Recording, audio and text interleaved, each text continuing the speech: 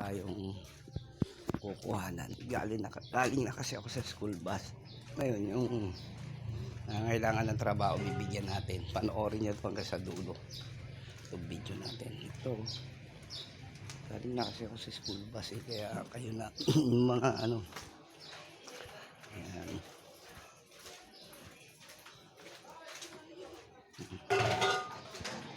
Pagkabas ko ayan na.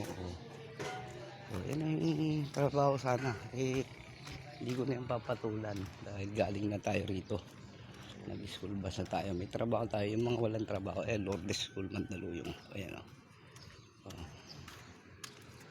Ayan. Ayan, panoorin niya. Ayan o. Ayan.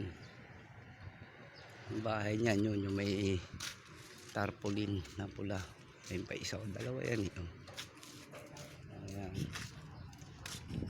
Ayan, yung mga walang trabaho. Ayan, yung mga naghahanap ng trabaho yan, hanapin nyo lang si Jim. Ayan, Boss Jim. Ayan, siya yun ang bahala magtanong magkano sahod dyan. Kasi ako may trabaho ako. Magandang trabaho natin. Natural kahit papano. Misa-misa, natural yung sermon ng boss. Siyempre boss yun eh. Kamali ka, ayan, tatanggapin mo.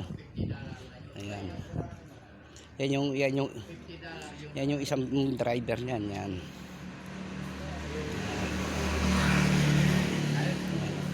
Yan, nagkakape. Yan yung isang driver. Ngayon siya tanungin niyo pag pumunta kayo rito. Magkano ba sahod niyan? Ganon. Tanungin niyo, baka 1,000. Putang ina, 1,500, malaki, boss. Yun narinig niyo na, 1,500 isang araw.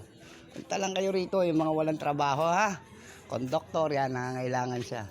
Siyang unit niya yata 20. 1,500. Ayan, 1,500. Alright. Dito 19th Avenue.